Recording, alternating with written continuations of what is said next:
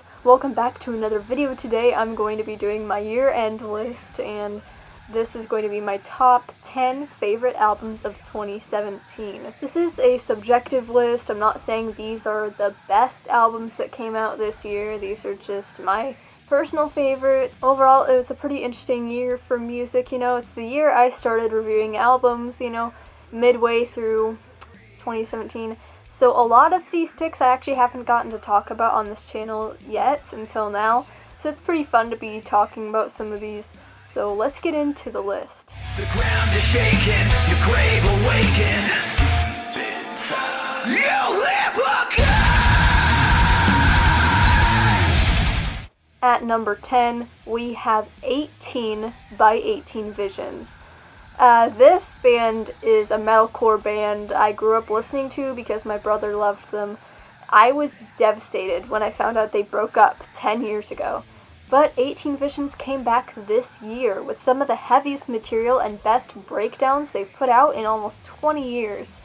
It's mostly a throwback to their older sound, especially with the addition of movie quotes at the beginning of songs like Underneath My Gun. Even though these guys are metalcore, I feel like they were kind of one of the pioneers of the genre. Correct me if I'm wrong. Honestly, I feel like I'm the only one who even knows this album exists for the most part, which is sad because I really do think it's a good throwback album. I hear a little bit of Iowa-era Slipknot on songs like Live Again. James Hart, the vocalist of this band, his screams are kind of higher pitched. They're almost more like a howl than a scream, I would say. And they're a little bit of an acquired taste, I think. His singing is kind of twangy and raspy, and I applaud them for bringing back a really good sound, and just a great comeback album overall. Never had a chance to break apart, hard for them to see. It's really in this place. At number 9 is Science Fiction by Brand New. I'm not a big fan of emo music for the most part, but this album, some of the guitar riffs on here kind of reminds me of classic rock bands like Fleetwood Mac and Heart, especially the song In the Water, which is a plus. And some parts seem kind of grunge influenced, especially in the vocal department. And it's definitely one of those albums that you have to just sit down and really just give it a full listen. You can't really just casually listen to it, I don't think. It's very kind of chill music with very entertaining instrumental work and kind of a dark sound to it. It's well made, and it really deserved a spot on the list.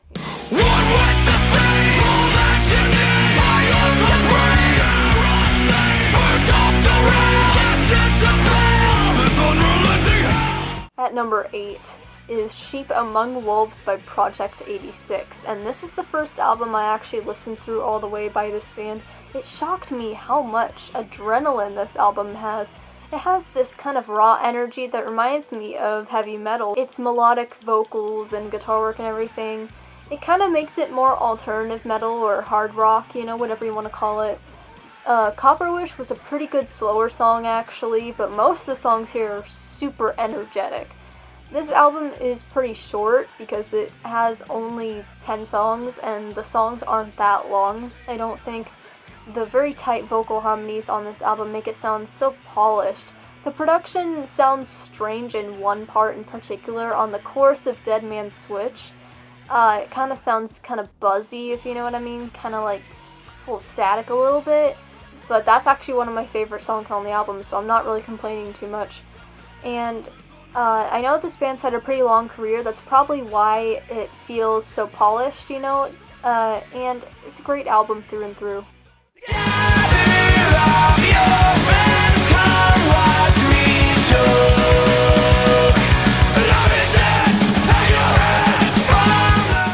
At number 7 is Eternity in Your Arms by Creeper. This is a band I've never talked about or even mentioned at all, I don't think, on this channel yet. I was going to talk about this album and now I finally get to talk about it. I heard about this band through ARTV, and I listened to their song Black Rain, which appears on this album, and I was just blown away. This album is amazing. It's kind of a punk rock album. This is coming from someone who rarely listens to punk also. I see some kind of MCR and AFI influences written all over the songs like Poison Pens and Room 309. There's very theatrical kind of vibe to it. There's these really big, kind of crunchy bass lines, quick drumming, furious guitar riffs, and very unique vocals. Will and Hannah share the vocal duties here, and Will's voice is very big and theatrical, while Hannah has kind of a sweeter voice, but she also has some power to her voice too, and she shows this off on kind of the soft country tinged song Crickets. And I was really blown away by that song, honestly. It feels more like folk than country though, and that's probably why I like it. It's amazing to me that this is a debut album. It sounds like the band is already refined and mature, even this early in their career, with a very clear storyline going on in their lyrical content. It's just an awesome album.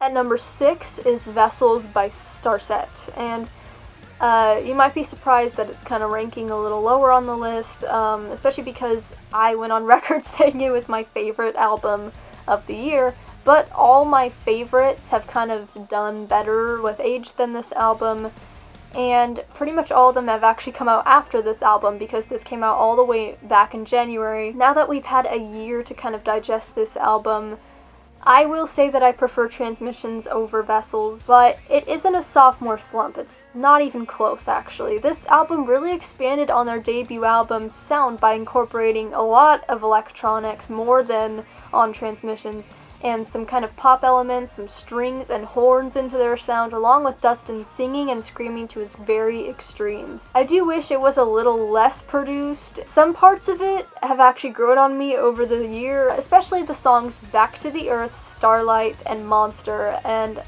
Monster grew on me pretty quickly. Starlight took a while, but I ended up actually covering it because I liked it so much, and I'm pretty sure that's my most successful cover. All three of the songs are pretty poppy, but they're well done, they're intricate, especially with the horns in Back to the Earth. I'm starting to really fall in love with that song more. I'm excited to see where Starset goes with their sound after this. Oh, please, I bet everybody here is fake happy too.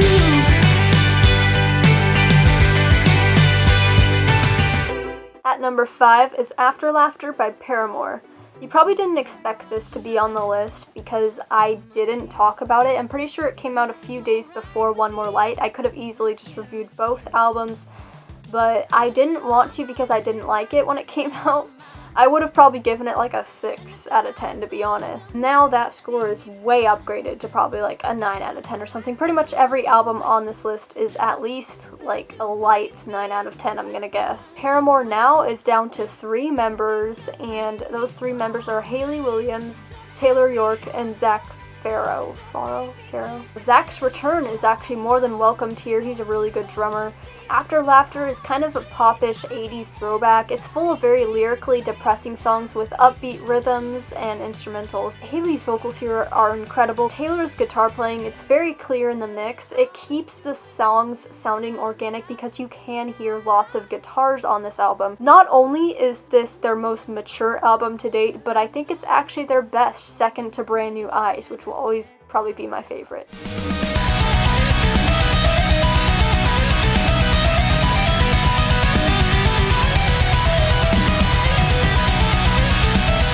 At number 4 is Phantom Anthem by August Burns Red. In my opinion, August Burns Red is one of the best, if not the best, metalcore band out there. And this album showcases that so much.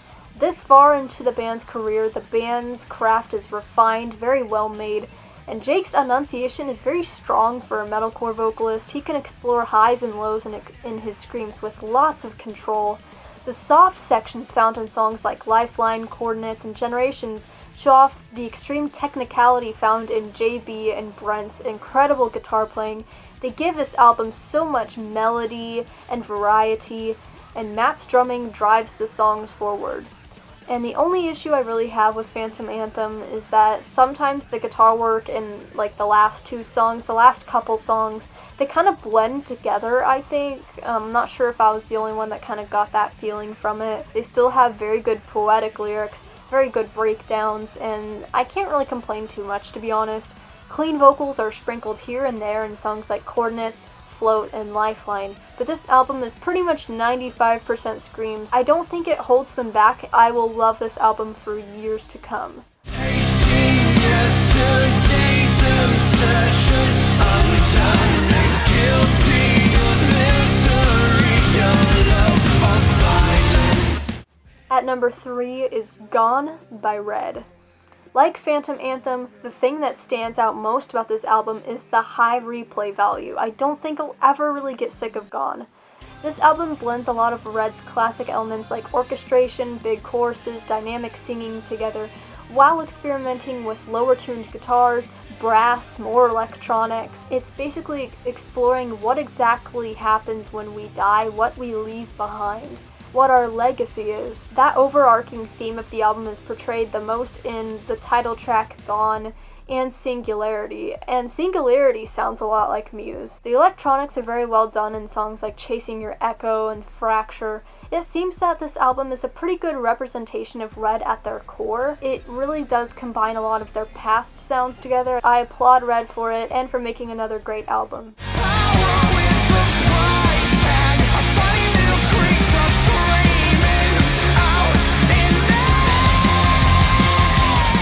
At number 2 is The Stories We Tell Ourselves by Nothing More. Everyone probably expected this to be at number 1 because I've gone on record saying 1,000 times it would rank at number 1. I changed my mind, people. I changed my mind. This album is incredible. It has this very big storyline of how people kind of live in their own bubbles. The message kind of dives into politics on Let 'Em Burn, psychological issues with Ripping Me Apart. I just love Johnny Hawkins' voice so much. He's becoming one of my favorite singers very quickly, mostly for his insane range, the power in his tone, and the rasp he can incorporate when it's necessary, especially on the song Let 'Em Burn. The guitars are very crunchy, the bass lines sound full, the new drummer Ben is phenomenal. And overall, the band's talent comes through so much on this album. Almost every single song is amazing. And I say almost here because I'm still not a big fan of the song Just Say When. It has grown on me enough to where I can consider it decent. I'm not a huge fan of some of the interludes here because they are quite excessive. I really enjoy a couple of them, including React Respond and Accept Disconnect. This is one of the most innovative, energetic rock albums I've heard in a very long time, and it's awesome, and it deserves to be on this list.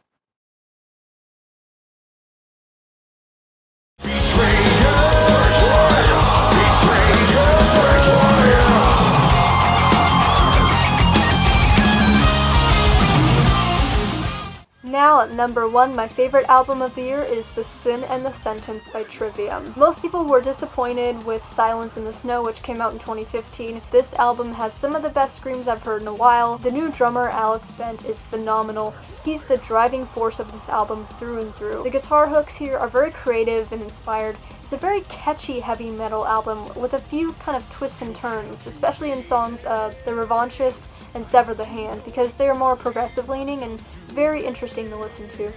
They showed their influences in places because we all know Trivium are influenced by tons of different metal bands, but it's not too obvious. I felt like over the years they've gotten better at kind of not really masking their influences, but kind of making them more subtle to where you don't hear a Trivium song and think, oh, this sounds just like Metallica, you know? It's an album with very high replay value, and I think I'll be coming back to it for a while.